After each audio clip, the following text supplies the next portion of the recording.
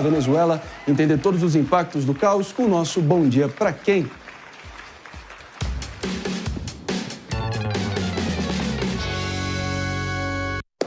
E o nosso Bom Dia de hoje vai para aqueles que lutam por liberdade em meio ao caos, sob o jugo de uma ditadura que insiste em não ceder. Na Venezuela, o cenário é de um filme de terror sem fim, com Nicolás Maduro, um ditador cada vez mais decrépito e decadente, reafirmando seu poder através de eleições manchadas pela sombra da fraude e pela falta de transparência. Maduro, encravado no poder desde a morte de Hugo Chávez, é o maestro de um regime que sufoca o grito por liberdade preso na garganta de seu povo. E dessa vez a resposta das massas está sendo imediata e visceral. De Caracas a Maracaibo, os venezuelanos inundaram as ruas, enfrentando a repressão com coragem. Em Falcón, derrubaram a primeira estátua de Chávez. O exemplo se seguiu por todo o país, incluindo a cabeça de uma das estátuas sendo arrastada pelas ruas. Em Caracas, a noite foi iluminada não por estrelas, mas por pneus em chamas. A repressão da ditadura tenta responder com gás lacrimogêneo, mas não consegue silenciar o clamor por mudança, e cada vez mais policiais e militares acabam abaixando suas armas, removendo suas fardas e aderindo aos protestos. Então aqui vai o meu bom dia para os bravos venezuelanos, cujo desejo por liberdade não pode ser aprisionado. Para aqueles que veem em cada ato de desobediência um passo em direção a um futuro onde a opressão de Nicolás Maduro seja apenas uma memória trágica e distante, porque o grito por liberdade segue ecoando e o mundo segue ouvindo. Mas, claro, essa é só minha opinião e eu quero muito ouvir a opinião dessa baita de uma bancada, porque é o seguinte, manifestantes estão aí tirando a cabeça de Hugo Chávez de várias praças, Venezuela fora, mas parece que com essa revolta popular, quem está perdendo a cabeça foi o próprio Nicolás Maduro, meu caro Mano Ferreira, inacreditável. Pois isso é... Vitor Hugo já dizia, no século XIX, que nada é mais forte do que uma ideia cujo tempo chegou. É isso aí. Uma ditadura que não tem qualquer sustentação social não tem como se manter viva por muito tempo. Por mais que a repressão, a gente sabe, vai fazer a sua força criar novas vítimas nesse regime, a sede de liberdade, a necessidade de liberdade do povo venezuelano vai falar mais alto. A gente não pode esquecer nunca a perspectiva. No regime chavista e madurista, a Venezuela perdeu 75% do seu PIB. Isso é um derretimento de riqueza que eu não sei se há precedente na história da humanidade. É o equivalente a uma família que tinha 3 refeições passar até apenas uma. E é exatamente disso que a gente está falando, de uma população que tem mais de metade abaixo da linha da pobreza. A desnutrição aumentou, todos os indicadores sociais são de um sofrimento sem fim. O povo não aguenta mais e clama por liberdade. Então, agora sim, em definitivo, aqui com a presença do nosso Fabrício Natsky. Fabrício, olha só, até a favela de Petare, em Caracas, considerada a maior da América Latina, foi muito responsável, até ficou famosa por evitar que o Hugo Chávez sofresse um golpe de Estado em 2002, aderiu em massa, com muita força, aos protestos que estão aí chamejando Venezuela fora. Qual é a sua expectativa olhando adiante? Olha, é difícil a gente projetar qualquer coisa que seja, né, André? A agitação social está sendo muito grande. Ontem o bairro lá de Petare teve panelaço de manhã cedo, depois teve passeato dos moradores à noite. No domingo a gente já tinha visto também uma grande concentração de eleitores pró-González lá em Petare. Então, é muito difícil a gente fazer qualquer tipo de projeção, porque embora ontem à noite a oposição tenha dito que encontrou as atas que provam a vitória nas urnas, é muito complicado você derrubar um presidente, ainda mais num regime autoritário, né? Não é uma questão assim de, eu tenho aqui a prova de que eu ganhei. Você ter as provas é relativamente fácil você dizer, né? A questão é como você tira do poder alguém que está ali por conta de um regime autoritário. Isso é muito mais complexo, envolve uma série de questões. E a pressão internacional, ela está sendo grande, mas vamos lembrar que vamos voltar 6 anos no tempo, lá em 2018, quando Maduro ganha uma eleição que foi boicotada pela oposição, e logo em sequência a comunidade internacional, quase que em peso, não reconhece o resultado, incluindo aqui o Brasil.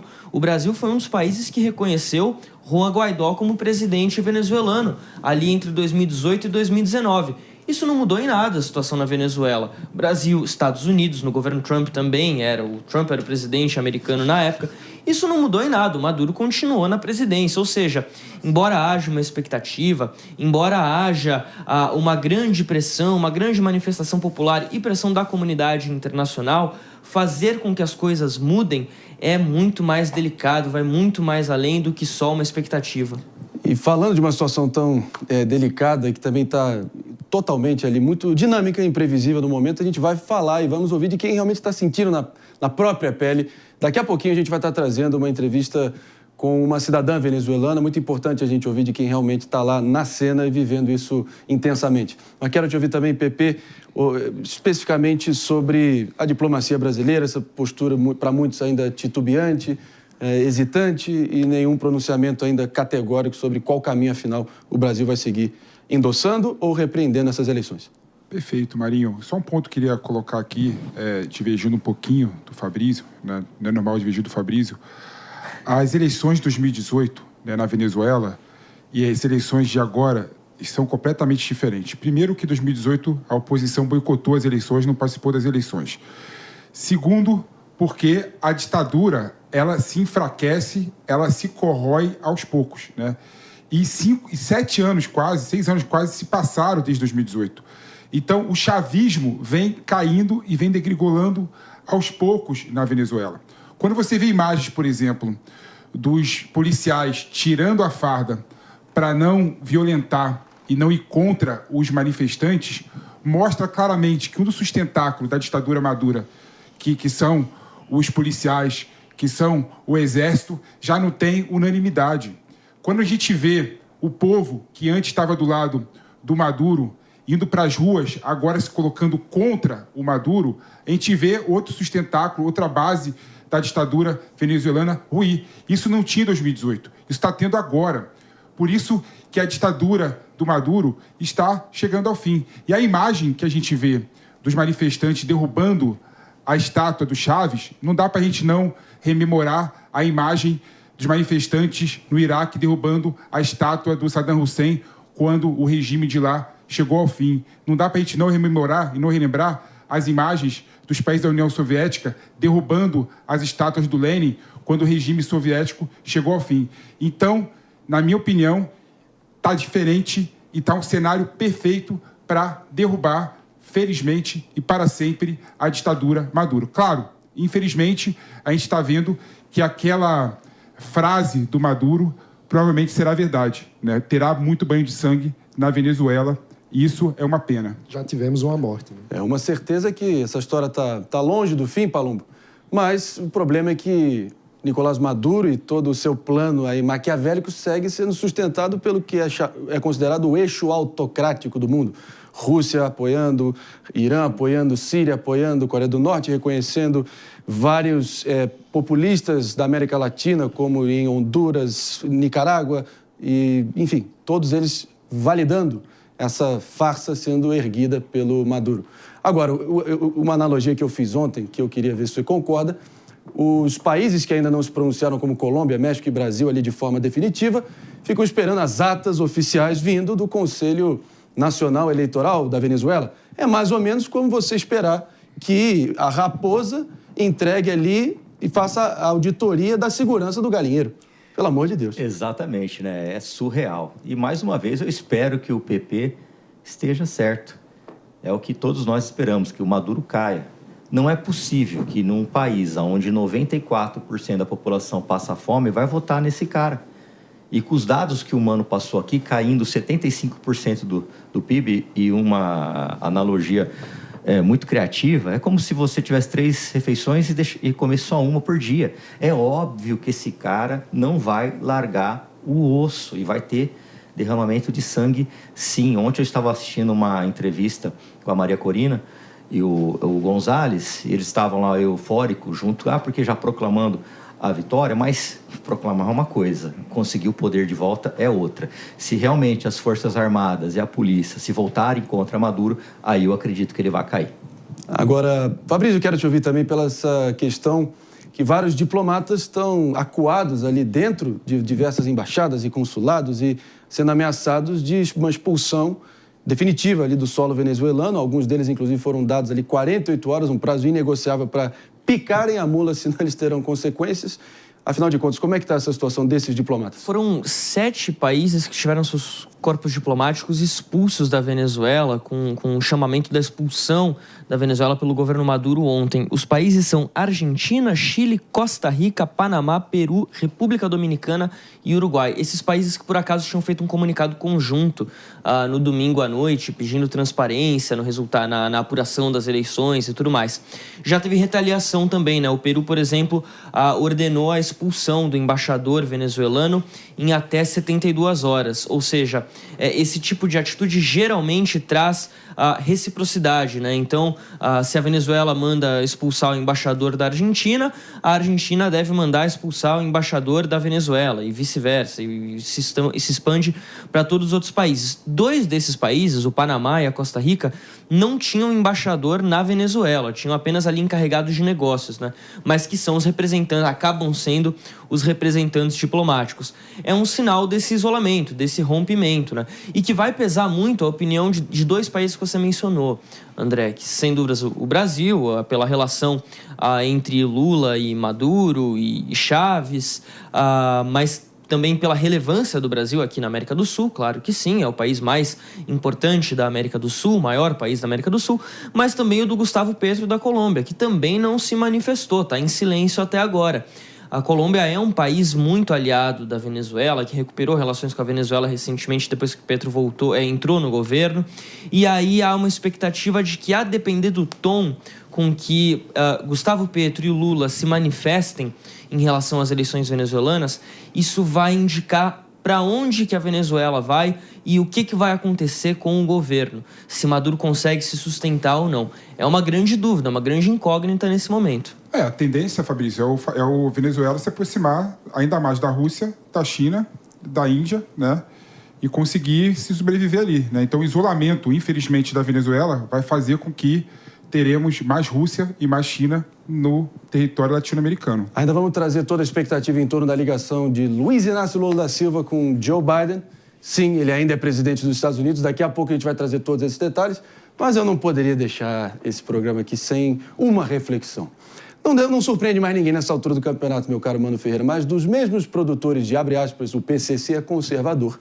A gente viu muitas pessoas ontem nas redes sociais ou redes antissociais tentando colocar esse decrépito regime chavista de Maduro para a direita, dizendo que é um regime de direita, é conservador e tentando rotular dessa maneira.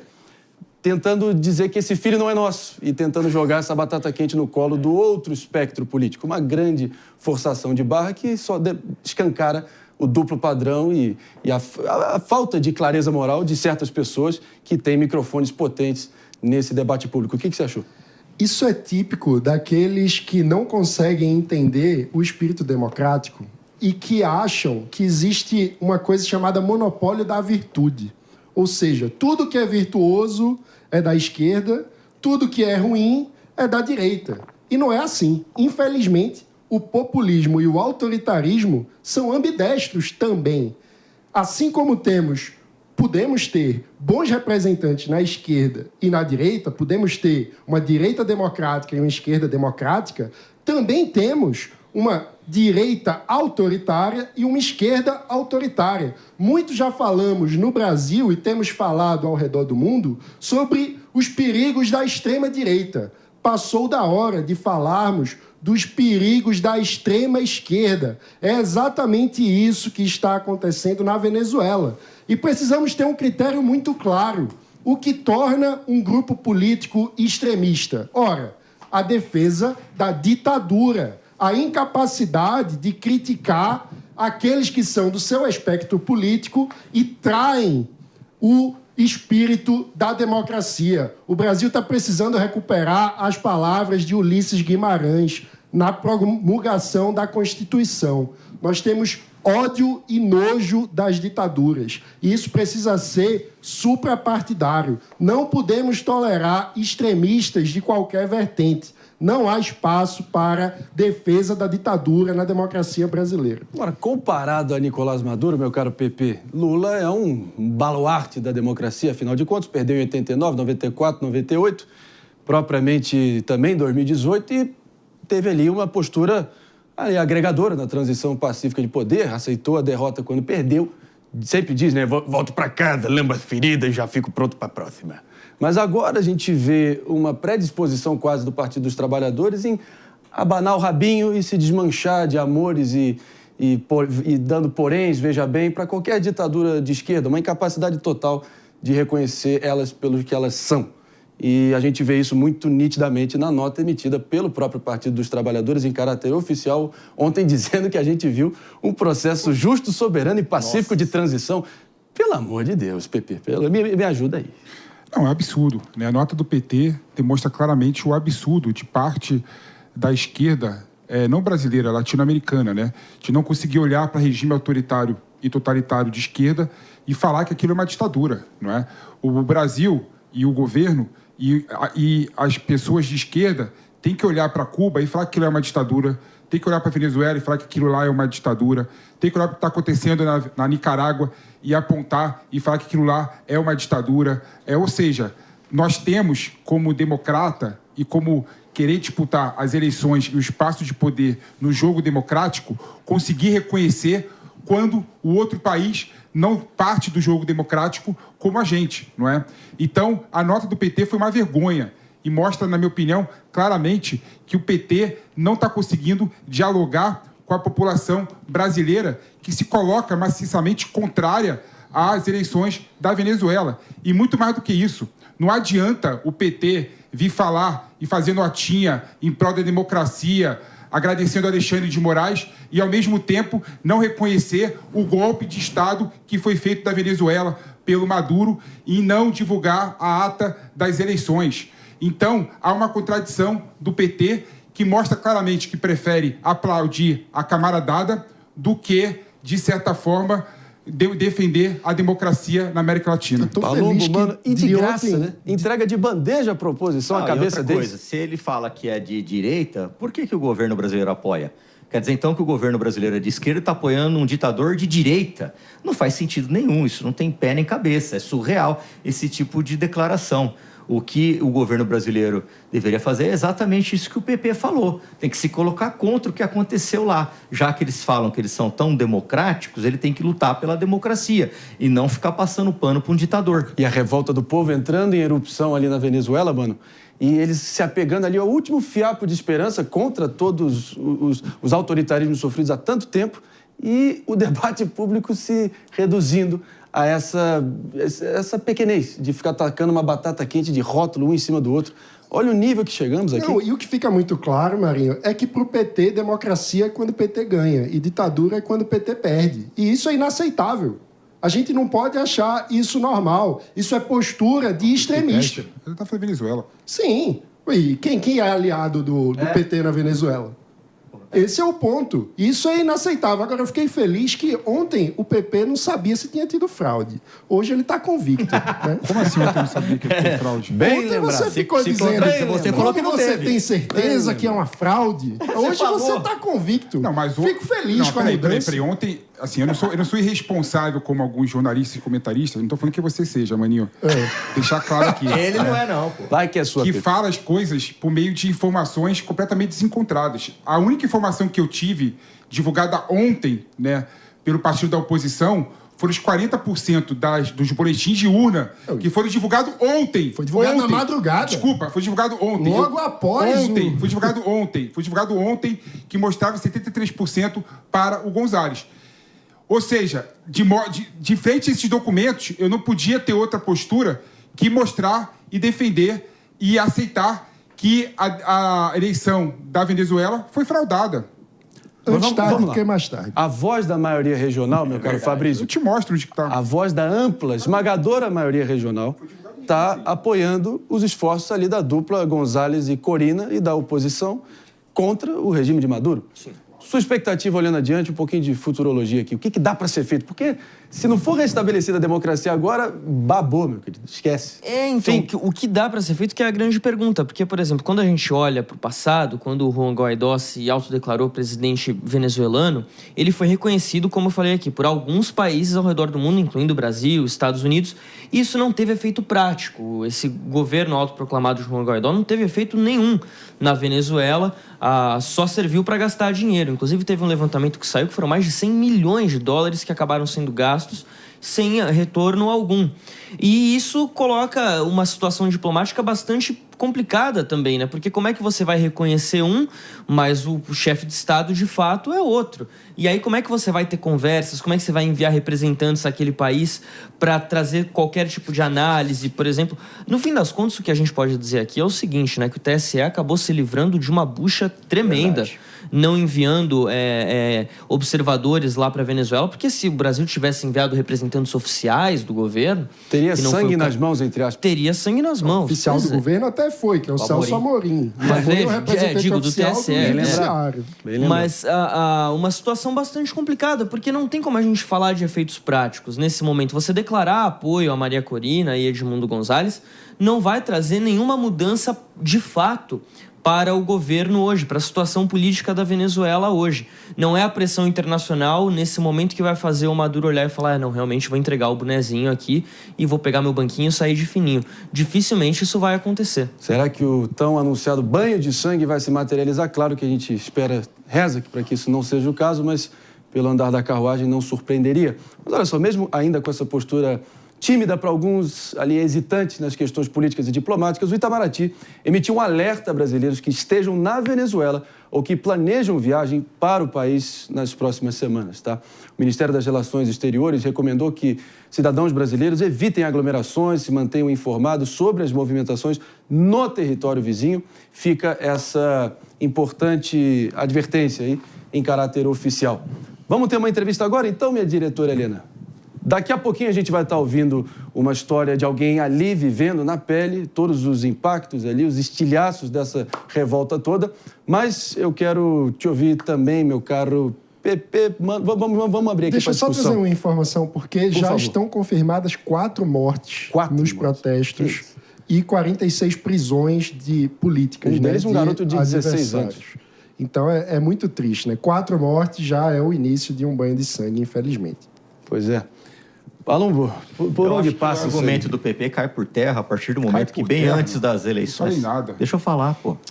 Você não deixou eu falar? A palavra é sua, Palumbo. Cai por terra porque, bem antes da eleição de domingo, ele já estava tomando atitudes antidemocráticas, como, por exemplo, vamos fechar as fronteiras, vamos deixar os venezuelanos votarem, vamos fechar as urnas depois de 3 horas, não passar a transparência que deve ser de praxe em toda a democracia, com boletins diários, como acontece aqui no Brasil. 1 hora depois da votação ter se encerrado, a gente já fica sabendo lá quanto que um candidato está ganhando. Então, isso não teve lá. Então, não é possível que você realmente ontem estava achando que não tinha nenhum tipo de fraude nas eleições. Vale a pena mencionar, eu sempre digo. Deixa eu responder o Maduro, Fica à vontade. porque o Maduro... Eu confundi o autoritarismo. Eu confundi o autoritarismo do meu amigo Palumbo. Ele é de esquerda, não é de direita, não, viu? Deixa eu só. Pera. Vai. Eu mereço, né? Você vê Vai. que tem uma Tudo semelhança entre o Maduro e o Palumbo, né? Não.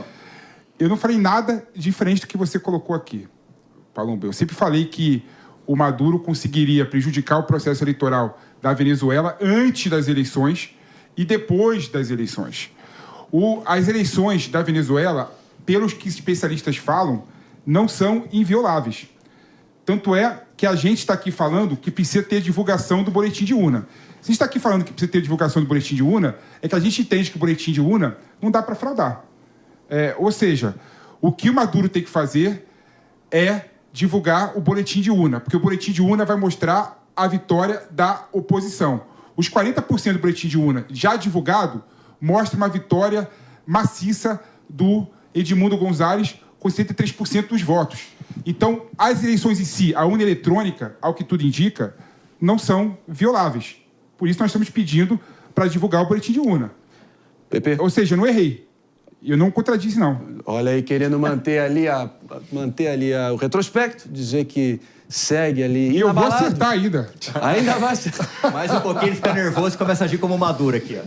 PP. Você falou do Joe Biden, André. Posso trazer aqui uma informação totalmente excelente Come on, aqui pra folks. você. Ele Let's do disse o it. seguinte, que ele não reconhece o resultado das eleições na Venezuela, mas ele também não reconhece a própria mulher. Pois é. Tudo. Atenção, não vai falar isso. Nasce uma estrela do humor brasileiro. Não vai sair por aí Abre falando que você ouviu Quer essa ficar na aqui? Jovem. Não, imagina, jamais. Fica à vontade. Não vai sair falando Mas que vamos ó, aproveitar informação aqui. verídica. Não, Se é você piada. puder me dar essa